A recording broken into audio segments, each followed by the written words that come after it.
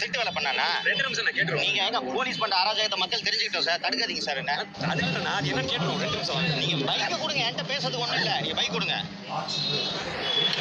Start பண்ணவா sir? வண்டி இங்க 15 நாளா டெய்லி வந்துட்டு போயிருக்கு. பைக் கொடுக்கல. நான் பேசுறேன். நீங்க சொல்லுங்க. போலீஸ் என்ன அராஜகம் பண்ணுன்னு தெரியும் நாட்டுக்கு.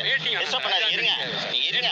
என்ன பேசுறது கூட உங்கள்கிட்ட பர்மிஷன் வாங்கணுமா? அப்புறம் அஜித் மாதிரி அடிப்பீங்களா? ப்ராப்ளத்தை சால்வ் பண்ணிடுவோம் வாங்க தான் சொல்றோம். ப்ராப்ளத்தை நீங்க போய் சால்வ் பண்ணுங்க. என்ன நடந்துச்சு 15 நாளா தான் நான் சொல்ல போறேன். நான் நீங்க 15 நாளா சால்வ் பண்ணிருக்கணும் சார்.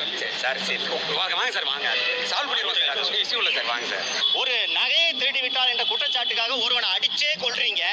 நாங்க மீடியால இந்த உண்மைகளை எடுத்து சொல்லும் வேலையை செய்து கொண்டிருந்தா இந்த மாதிரி வண்டியை பிடிங்கி வச்சுக்கிட்டு 15 நாட்களாக வண்டியை கொடுக்காம original license, original RC book, வண்டியோட ஃபைனை கட்டியாச்சு.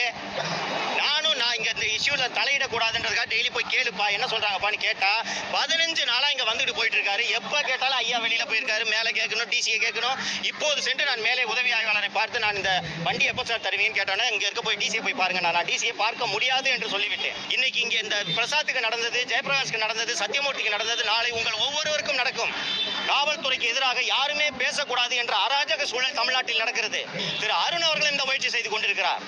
கடத்தல் பண்ணும் அதிகாரிகளை எல்லாம் பதவியில் அமர்த்தி கொண்டு முதல்வர் போய் மன்னிப்பு கேட்பதற்கு வெட்கப்பட வேண்டும். இந்த அதிகாரிகளை கட்டுப்படுத்துறதுக்கு துப்புலன்னா இவரெல்லாம் எதுக்கு நாட்டை ஆள்றாரு? வேண்டுமென்றே என்னுடைய அலுவலகத்தில் பணியாற்றும் ஊழியர்கள் அச்சப்பட்டு என் மீடியாவில் பணியாற்றாமல் விலகி ஓட வேண்டும் என்பதற்காகத்தான் இந்த காவல்துறை, குறிப்பாக சென்னை மாநகர ஆணையர் திரு அருண் அவர்கள் இதை திட்டமிட்டு செய்து கொண்டிருக்கிறார். இந்த பொம்மை முதல்வர் இதை வேடிக்கை பார்த்து கொண்டிருக்கிறார். நேற்று இந்த அஜித்குமாரை அடித்து கொண்டதற்காக முதலமைச்சர் அவங்க வீட்டுக்கு போன் பண்ணி மன்னிப்பு கேட்கிறாரு. இந்த தமிழ்நாடு மற்றும் சென்னை காவல்துறையோட இந்த செயல்பாடுகள்னால முதலமைச்சர் தினந்தோறும் ஒவ்வொருவரிடமும் மன்னிப்பு கேட்க வேண்டும். அந்த அளவுக்கு அவலமான சூழ்நிலையில் தான் தமிழக காவல்துறை இருக்கிறது என்பதை இந்த நாட்டு மக்கள் புரிந்து கொள்ள வேண்டும். சவுக்கு மீடியா